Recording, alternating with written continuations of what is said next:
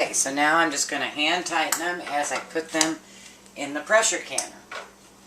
And when you're putting them in the pressure canner, you don't want them to touch. And you've got to make sure you have your little separator piece, one of these, on the bottom so that they don't sit on the bottom of the pan.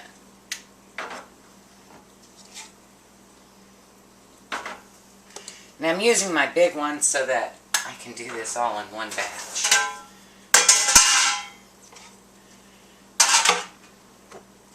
Probably could have done 5 pounds at a time in this. Hot. Took a while for me to feel it, huh? Alright. Now, let me reposition the camera. So now what we're going to do is we're going to put our lid on. As you can see here, I put a black marker on the arrow so that I could find it really easy. And on the lid, I ought to black marker that too. But it's got an arrow. So you're going to line this up.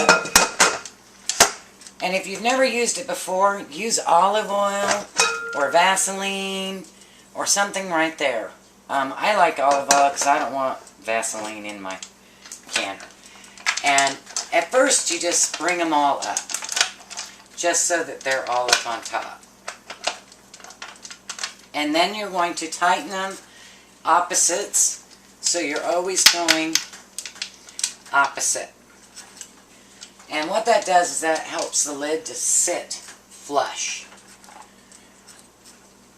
And you want to get them good and tight. And just keep checking them, because as you tighten one, another one may come down. So now what we have to do is we have to let this one get up to pressure. And the steam, we have to let the steam come out for 10 minutes once it starts. After that 10 minutes, you put your ball cock on. And my pressure canner for today says to put it at 10 pounds. So there's a little hole here for 10 pounds. So I will set it on there like that for 10 pounds of pressure. And I also have a gauge here.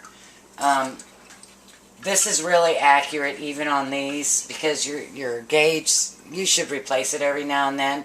This one's brand new, so I know my gauge is right. But this will rock, and that's when you turn your temperature down. I've found on this large canner, I don't get to turn my temperature down.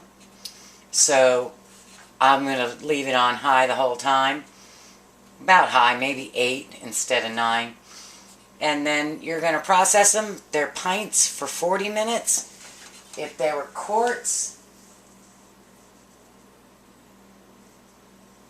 I'm sorry, I'm going to process them for 75 minutes as pints and 90 minutes as quarts. Now that's the difference.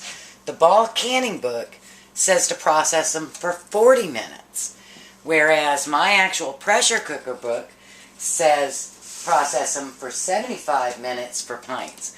So it's really important that if you have the recipe in your canner book, use that recipe, because it's been tested. Whereas the ball canning book, it's a great book, but it's very generalized. Alright, I'll get back to you as soon as we've got these processed. I just wanted to take a moment to show you how I do my canning jars, because I find that they stay better in the cases if you do it this way when you're putting them out in your retreat. All I do is I take a knife and I cut down one side of the row, and then I cut down the center. And once I do that, I can just slide out my jars. And they tend to, you can shift them around and they don't flip out when you've got, your younger people carrying your jars. Just thought I'd show you that. Okay, it is done. Zero pressure. Hot. Alright, we'll let the little last bit escape. And then pop her off.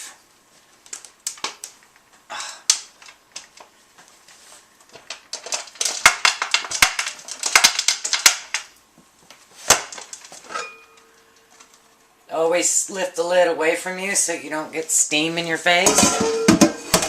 Hot, hot. As I hog the camera there.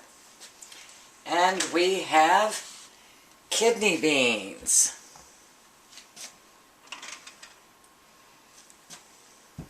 Let me check the setting here. Make sure you can see.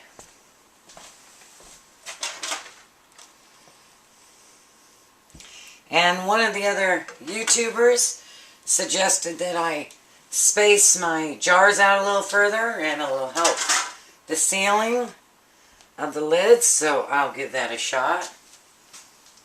And I need a fork here. So I just use a fork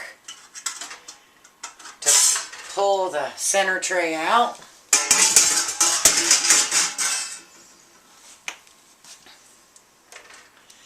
And voila! We have 13 pint jars of kidney beans. And I wish we had smell-o-vision because it smells just like when you open a can of kidney beans. Because as the pressure cooker's working, it's pushing the air out of the jars and some of the juices get in the water. So it smells wonderfully. There's only one thing that I've cooked that I don't like the smell coming out of the pressure canner, and that is hamburger. Tastes wonderful, but it smells. So now all we do is we wait, and as you can hear, they're popping already, for them to seal and cool. And there you go, step one of our chili, kidney beans. From Bear Prepper to you, hope you enjoy. Hey YouTube, Bear Prepper here. Remember my jar of tallow? Well, I did it wrong. What you're supposed to do is put water in it so that you heat it up, and what happens is all the impurities fall to the bottom of the pan under the water and the pure towel is on top. And then you cool it down and you just lift the towel out.